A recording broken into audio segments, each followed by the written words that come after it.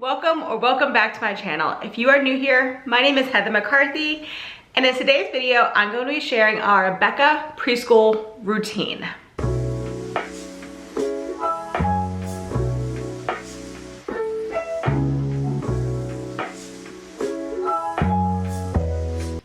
So as I said, today I'm going to be sharing our Abeka preschool routine. If you are new to my channel, my name is Heather McCarthy, and I am the stay-at-home mom slash homeschool teacher to a 3-year-old little girl. This is our second year using Abeka's preschool curriculum, so we are obviously working our way through the 3-year-old program. And I've gotten a lot of comments since I've started making these videos about how I'm doing too much schooling too early, and how I'm doing formal schooling and book work too young. So I'm gonna walk you through our daily schedule, show you that it really doesn't take us more than 30 minutes, maybe 45, and also just kind of talk about why we decided to homeschool at this age. As I said, we use the Abeka preschool curriculum. They have a 2-year-old program and a 3-year-old program before they get into K4 and K5. And we decided to use this with my daughter when she was about 2.5, I think. There's math there that I'm not doing, but I think she was about 2.5 because her birthday is in February and we started in August of last year. So the reason why we decided to do book work so early and start actually formal schooling so early is because she wanted to. She was learning. She was picking up books and reading me numbers and asking to learn numbers. She was wanting to do flashcards. She would bring me the pack of flashcards and ask me to do them with her. She wanted to read more books. So all of that kind of works into formal schooling. So we started the Abeka program at age 2. It has helped her learn her letters, her numbers, colors, shapes, animals, different vocabulary that she wouldn't have learned. Fun fact, when we started doing this homeschool program, my daughter was pretty much nonverbal. She didn't say anything but dad at that age.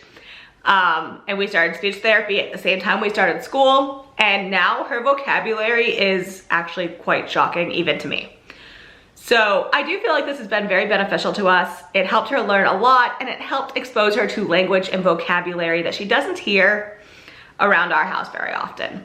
About my family, my husband is active duty Navy, and he was actually deployed when we started school with her.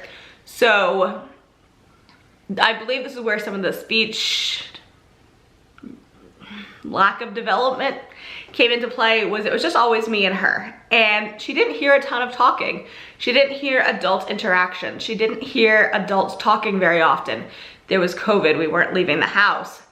You know, she's hearing what she hears on TV, but I wasn't sitting here talking to myself. Like, not sitting here talking to myself. I would talk to her, but she wasn't hearing that conversational, like, back and forth. So I think that's why she had a bit of a speech delay. Like I said, we did get her into speech therapy, and then we started doing this, and she's picked up a lot of words. But I do think this program has been instrumental in teaching her new words, exposing her to new words, and teaching her what they mean. The language development cards, which I believe I have a whole video on, yeah, I do, I'll link it up above, have been amazing. I was so intimidated by them, but I love them now, and I highly recommend them to anybody doing a preschool curriculum. So getting into our schedule, and that was just a little bit about why we started so early, was just because she wanted to, and it worked with our life at the time. So getting into our schedule, we do not do mornings. We're not morning people. At least me and Madison aren't. My husband gets up early and goes to work. But me and Madison and the dogs, no, not morning people. So our normal routine for school does not start until at least 9 o'clock. Some days 9:30, and that's okay. So our homeschool routine, the first thing we do, you know, obviously we wake up, we eat breakfast, we wake up. I always say my daughter needs her milk like adults need coffee. So I give her her iPad, I give her her milk, and I give her time to be a nice human being. We all need that time in the morning, right? I know I do. So we take a little bit of time to just gather ourselves and be nice and awake and alert. And she drinks her baby coffee. Milk. Milk. I swear I don't actually give her coffee. I'm not crazy. But then we come into this room, which this is our homeschool room. I will post a tour up above if you haven't seen it. And the first thing we do every morning is the Pledge of Allegiance. Now, this is actually part of the Abeka Bible curriculum. It is not something that I oddly would have thought to do myself. I remember doing it every day in elementary school, but it's not something that I would have thought to do in our home. But I am so glad we're doing it, and she's memorizing it and she's learning it. So, plus side of buying the Abeka Bible curriculum, it put those things in my brain that I never would have thought to do in our homeschool. So we do the Pledge of Allegiance, and then we sing our country 'tis of thee, and that is our basic morning. Getting into the rest of our morning, like that's first things we do, and then we sit in our chairs and we get ready for school. Then we do our Abeka Bible curriculum. And I chose to do this early, one, because it did incorporate the Pledge of Allegiance, and to me that is the beginning of the school day. But two, there's a ton of music and singing, and whenever there's music and singing, my daughter's dancing. So I think it's just good to get the wiggles out, get the jiggles out, you know, whatever. She dances around the office while we play the Bible music, and she enjoys it. She sings the words, she dances, she has fun, and gets that little bit of energy out from the morning that now she's ready to sit down and do her work. The next thing we do, which I saw this whole section kind of our morning basket, morning type of routine. The next thing that she does is this doodles and pre-writing curriculum by The Good and the Beautiful. So we do a page of this a day. We are on page 12 because we are just about 2 weeks into school. So she does this after we finish the Bible. She does this every morning. It's just tracing the lines. I don't know if you can see that. Yeah, it's just pretty much you trace the lines. It's just introductory handwriting. So we do that after we finish our Bible.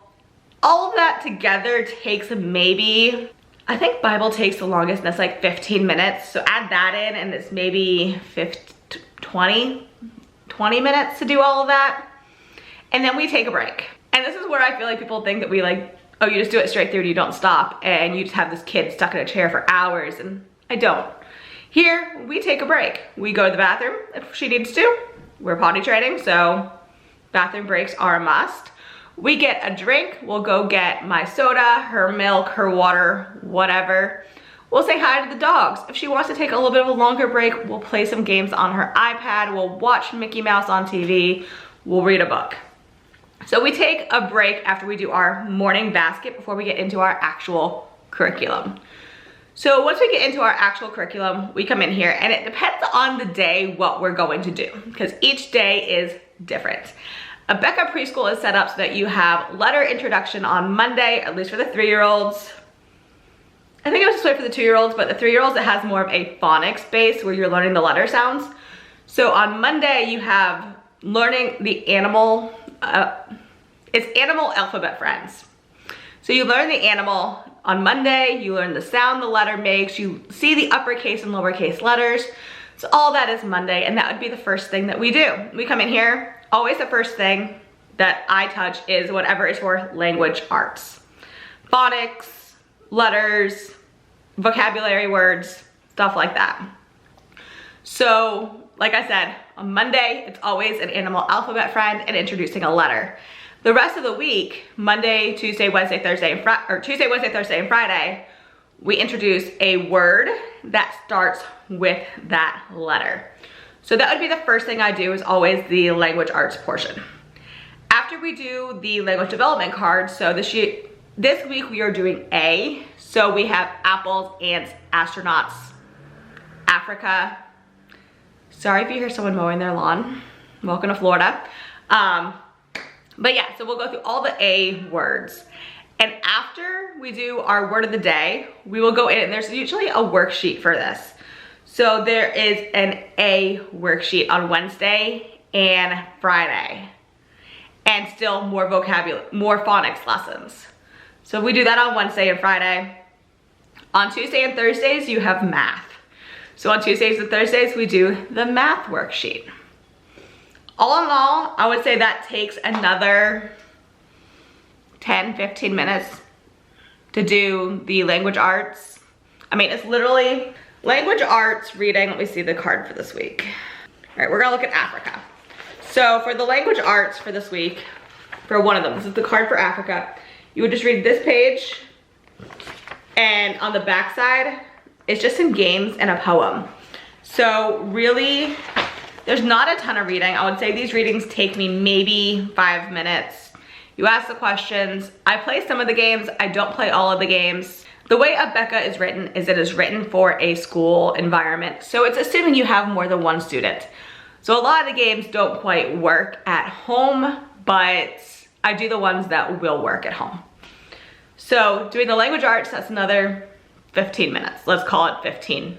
Doing worksheets and phonics, 15 minutes. And then doing math, the days that we do math, we don't do phonics. So again, you would just have the reading this, which is literally like 5. And then the math, which is again, maybe 5, 10 minutes. It's just counting. You show the number, what number is this? Count this, color this. 5, 10 minutes.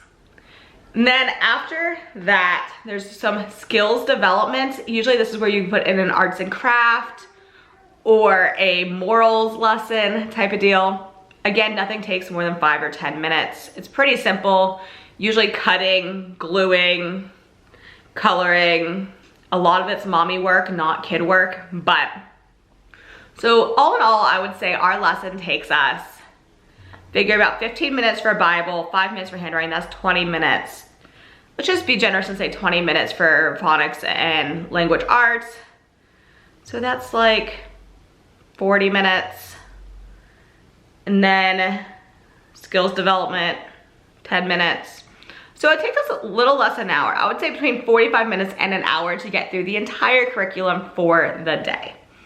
I know this video was a little confusing going on about like what's on what day, but I just wanted to let you know, like, we're not doing school for hours. We're literally doing 45 minutes. If I grab a book, we always have a mini unit type of thing going on. So we always have read alouds to do, which is actually gonna be one of my next videos showing our read alouds, but for the year. I'm gonna show them for the entire year. But even if we do that, I mean, I don't read this entire book in one setting. We'll probably take 2 or 3 days to read this, unless she wants to read it all. And that takes like another 5 or 10 minutes. So yeah, maybe an hour of school a day, maybe, sometimes less. And if she's not having it, that's fine. We won't do it. We'll do something else. We'll stop. We'll come back later. That's one of the things that I love about homeschool is the flexibility that if you want to walk away, you know, there's temper tantrums and fits and she's just not having it and we need to walk away, you can totally do that. You can walk away. Come back at noon, come back at 2, try again later. Come back the next day, try again later. Take the day off, do school on Saturday. That's honestly what I love homeschool, is that there is that flexibility. If she was going to a pre-K program here, a 3-year-old program, a 4-year-old program, she'd have to be at school by 7, which, as I already said, we're not even awake yet. She'd have to go. Like, if I'm paying for it, you're not missing days because you're cranky. And if she had a rough day, she doesn't have any sort of like resolution to that. So there's no comforting. There's no me there to comfort her. There's no dog there to comfort her. There's just no opportunity for her to express like toddler emotions and toddler behavior without being in school. And from what I remember, getting in trouble for it. So at home, at least I feel like I can be there for her. I can comfort her. I can calm her down. I can teach her how to handle her emotions, etc., etc. And we can just take a break and come back to school later. That is probably my favorite part of homeschooling at this age, is there's no timeline, there's no pushing, there's no rules. I don't have to finish every lesson in this curriculum guide. I don't. If she was at public school, the teacher has to. I don't have to do school every single day. I don't have to make her do every portion of every lesson every day. In school, you do. So That's why we decided to homeschool. If we hadn't homeschooled, we probably would have her in a 3-year-old program this year. Yeah, so she'd be in school anyway. Long story short, she'd be in school no matter what. I think it is gentler and more flexible that we do it here rather than doing it in a private school setting, which is where we would have done it. But yeah, that is our homeschool schedule. It is pretty easy. Like I said, we start at 9:30. We're usually done by 10:30, 10:15, unless she wants to read. If she wants to read, I never say no. I will lay here with a book for 5 hours. If that's what she wants, that's what she will get. So, I mean, I'm not gonna say like school stops on the block at 10:15 every single day. No, if we're reading this book and she's really into it, I'm gonna keep reading it.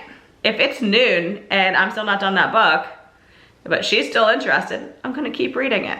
That is it for this video. I just wanted to give a quick idea of our homeschool schedule. And to those of you who are homeschooling preschool or who are homeschooling younger children, just don't let the naysayers and the ones who are saying you're doing it wrong because you are starting too young, like, get to you. To me, that was the whole purpose of this video. It was starting to get to me, having so many people telling me I am homeschooling too young. When in reality, I mean, I was in school at this age. Most people I know send their kids to a 3-year-old program for school. Maybe you call it daycare, but no, most of them are learning stuff in this called preschool.